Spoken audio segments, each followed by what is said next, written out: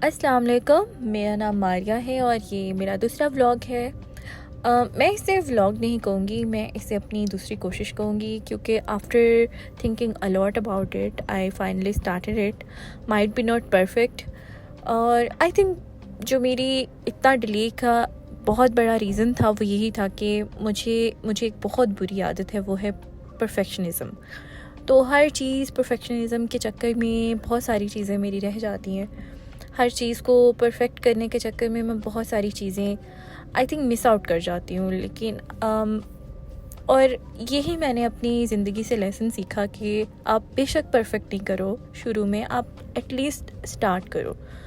तो that's what my motivation was behind starting that channel finally, and here I started my breakfast routine because मेरी class जो है वो 2:30 बजे होती है, तो फिर ब्रेकफास्ट में थोड़े आराम से उठ के बनाती हूँ, कोई 11-12 बजे के अराउंड, ताकि फिर मुझे लंच के टाइम पे भूख ना लगे, क्लास के टाइम पे भूख ना लगे। और आपने नोट किया होगा कि यहाँ पर मैंने जो देसी घी है वो नेशनल के शीशे के जार में डाला हुआ है।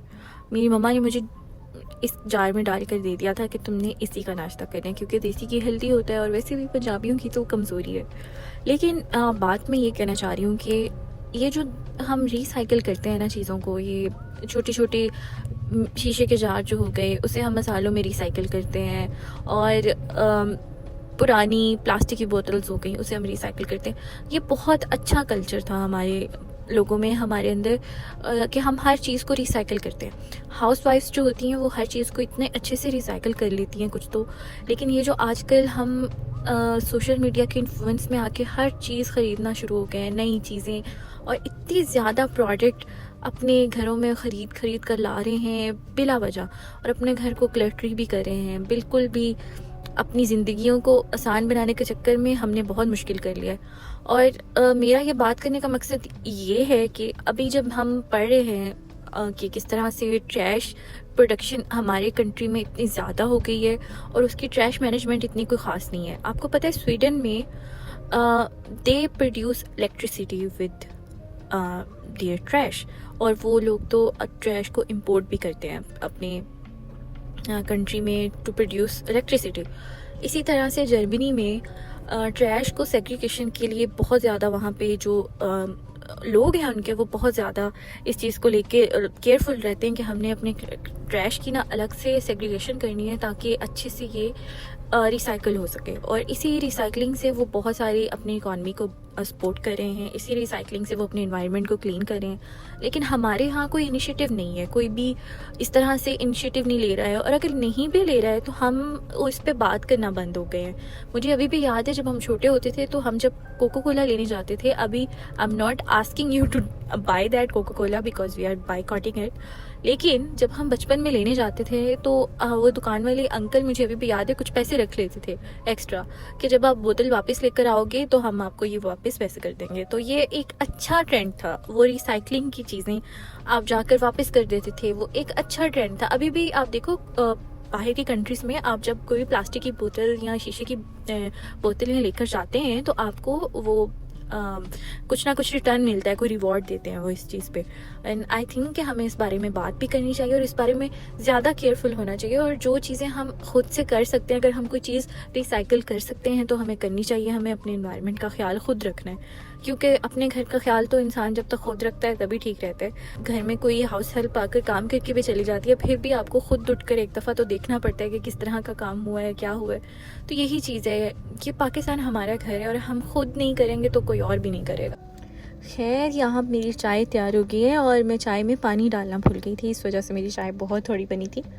बस ये भी चीज़ें हो जाती हैं, और जब ऐसी चीज़ें होती हैं तो मुझे मम्मा बहुत ज़्यादा याद आती हैं, क्योंकि घर में तो आपको बना बनाया नाश्ता मिलता है। खैर, यहाँ मैंने नाश्ता बना लिया और मेरी मम्मा ज़रूर देखकर प्राउड फील कर रही होंगी कि मेरी बेटी ने फाइनली इतना अच्छा नाश्ता बनाना शुरू कर दिया।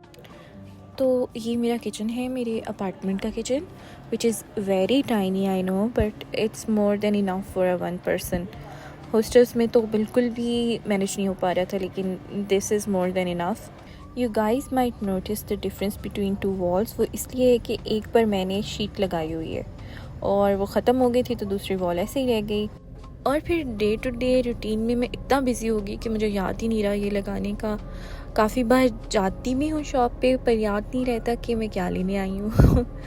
ज़िंदगी बस अजीब सी होती है। खैर, इसके बाद फिर मैं यूनिवर्सिटी आ गई। यूनिवर्सिटी में दिन तो अच्छा था, लेकिन जब आप पढ़ने जा रहे हो तो आपको अच्छा नहीं लग रहा होता है। बस भाग दौड़ लगी होती है, फटाफट से क्लास में पहुंच जाओ, लेट नहीं होना है, अटेंडेंस मिस हो जाएगी।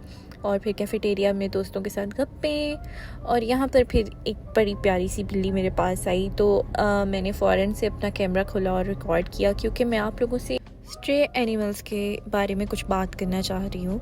वो ये है कि देखिए, अल्लाह पाक ने जंगल में सारे एनिमल्स को छोड़ा है, लेकिन कुत्ते और बिल्लियाँ ऐसे जानवर हैं जो हमारे घरों के आसपास घूमते हैं। स्पेशली बिल्लियाँ तो हमारे घरों में आती जाती रहती हैं।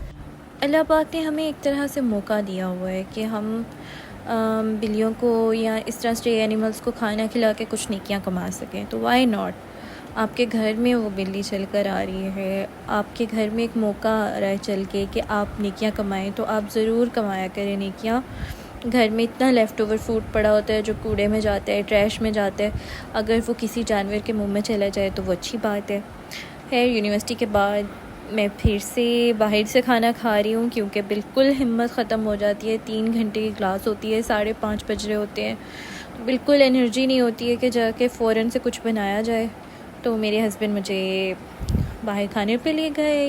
एक्सपेक्टेशन के ये सैंडविचेस तो बहुत मज़े के थे, लेकिन इनकी कॉफ़ी बहुत मज़े की होती है। आज के लिए इतना ही, मिलूँगी नेक्स्ट व्लॉग में। Bye bye.